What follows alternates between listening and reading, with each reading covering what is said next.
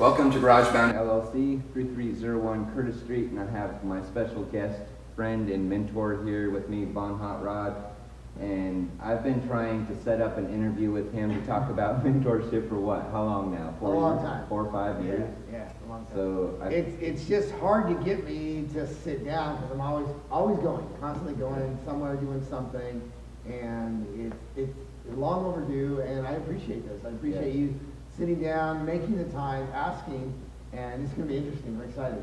Yeah. I wanted to show what we really try to do our best to be mentors with other people that are interested in our welding and fabrication industry. I don't know a lot about cars, but I've been learning over the last few years, and so we know enough to share something with somebody that's interested in both of these industries. Absolutely.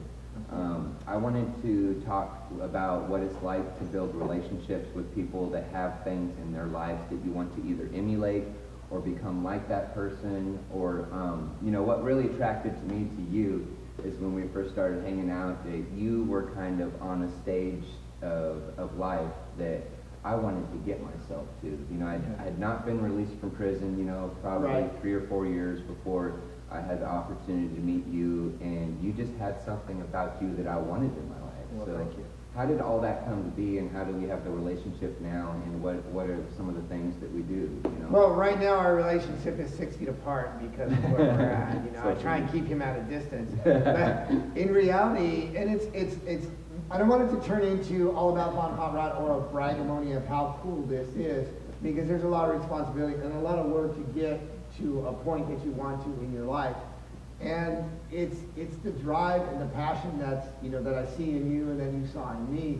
We love what we do. And I always say I have petrol running in my veins, and it's kind of true. I mean, you could say the same thing, that you've got gas well running in your veins, because that's what you love, to shape metal, to watch the metal go the direction that you want it to go. Yeah. And I know it sounds like a control thing, but it's the art in us. And you're asking how a person gets there. When I was in junior high, I always wanted to own my own hot rod shop. And I was just roughly doing how I wanted my shop, how I wanted to lay out, what it wanted to look like. And a teacher saw that. And I was an average student. I wasn't a straight A student. I didn't run for council in student office. I was an average student. And I was putting it together, and the teacher saw that and said, "Wow, what are you doing?" So I explained it to him, and he goes, "Well, you should do this." And he saw the interest that I had. So he kind of worked with me and gave me kind of a business plan, so to speak, whatever you can at junior high. And by doing that, it gave me a little bit of direction. So all through high school, I kept that vision. After high school, I went to college. And let me tell you, the week that I was there was great. The week he was in college was fantastic. He was an A student. That was it. Yeah, I was there all the time. And what happened with me was it was taking too long, because in my head it was, I want to own my own business. I want to retire at a certain age, and that's what my plan was.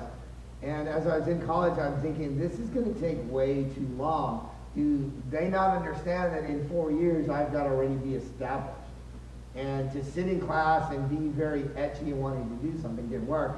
So I just stood up in the middle of class and walked out and said, "I quit, I'm out." And the teacher, says, "Sit down." I said, "No, I'm done. This takes way too long." I go, "You realize I need to retire at this age, and it's just not going to happen by doing this." And he said, "You're never going to amount to anything." And I said, "Watch me," and I walked out. Well, walking out of college is great in a way and is not great in a way. And the reason being is because I had to figure out how to raise a lot of money to be able to establish credit, establish how to get a building, and so on and so forth. So basically, I cut grass, I trimmed bushes, I hauled trash, I bought and sold cars, I did anything I can to raise money. I found a very good job. The job was terrible, very dirty. Being a germaphobe, that's not a good thing. The job was very dirty, but I worked hard at it because the pay was so high, because the job was so bad. But the pay scale was great. So I worked hard at that job, and the manager saw an interest in me, and he pulled me off that part and put me in a cleaner job, and I kind of perfected that part of it and was very good at that. So they took that position and promoted me, and within 2 years I had my own office. I had 22 guys working under me, 401k, great benefits. Very, very good job. But in 2 years, I raised the money that I set the goal for. So I walked into my boss's office and said, well, I'm at my quota. And he goes, well, what do you mean quota? I said, no, I'm at my quota. This is my notice, I quit. And they're like, whoa, wait, sit down. What do you mean you quit? I go, yeah, I'm done. I needed to raise X amount of dollars, and I did, and I'm done. Like, no, let's sit down. What's it going to take to keep you here? They offered me more money, better insurance, better benefits, and I said, no, that's not what my desire is. My desire is over here.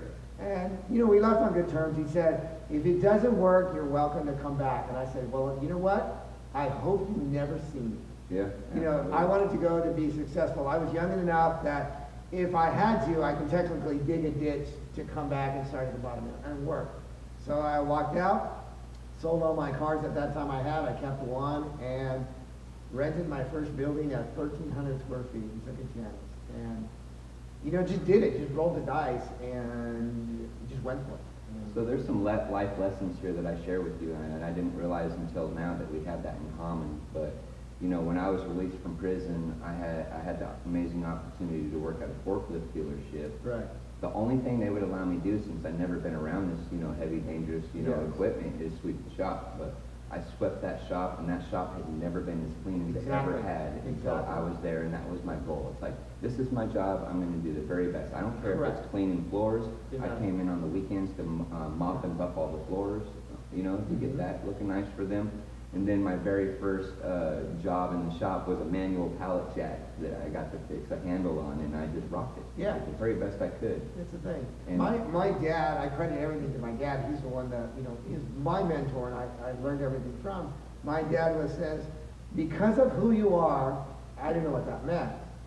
Because of who you are, you have to give 110%. And I was like, well, why am I giving more than the guy next to me if he's being paid or treated the same way? And he goes, because you're my son, you give 110%. And I thought, my dad's pretty cool. He's got the Elvis, Johnny Cash thing going on. Everybody that has a hot rod or a Harley or something back then knows my dad, respects my dad. My dad's a drag racer. He's a car builder. He's a fabricator. He's a welder. And I thought, that's actually pretty cool because I'm your son. It's required out of me to give 110%. Yeah. Well, granted, nobody in that factory knew who I was, and they could probably care less. That was my dad, which really doesn't mean anything in the world, but to me it did. So my grunt job was given 110%. And that's when the shop manager said, why is this guy working so hard and nobody else is? And as he got me out of the worst job and gave me a better job, better position, and kept going, and I treated every position the same, whether it was the grunt job, the messy job, to when I had my own office, I still gave the 110% because I felt in my heart that was required of me. Just because I had an air-conditioned office, I didn't sit there watching TV with my legs up. I still was outside of the shop. When it was lunchtime, I was eating lunch with my employees. I wasn't inside the executives hanging out with them. And the reason being because I knew what it was like to be at the grunt shop. I knew what it was like to be at the very bottom to work your way up. I am no better than the guy sweeping the floor. Yeah. I put my pants on the same way. I tie my shoes the same way. I never want to forget where I started.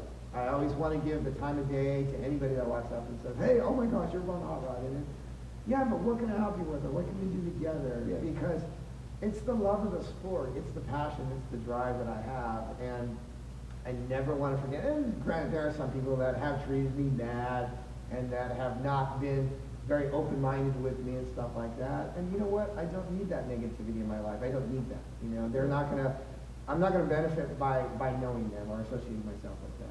I would rather, talk to the kid that is being picked on because his bike is lowered or it's got a set of ape hangers on it, and that's everybody else doesn't have that kind of bike because he home built his or he doesn't have the finances to build it or buy the bike. That's what I like. I like the mindset of what these kids create. I like the idea that you said that, you don't have the finances, and that's okay. You can still have really nice things if you don't have finances, if you learn some basic skills to alter or change or create your own. Right. And that's what I really like about what we do is that I don't want something that everyone else has. Correct. Correct. So, and a good point about it is this Packard that my friend Lucky Chucky and I and a bunch of other friends contributed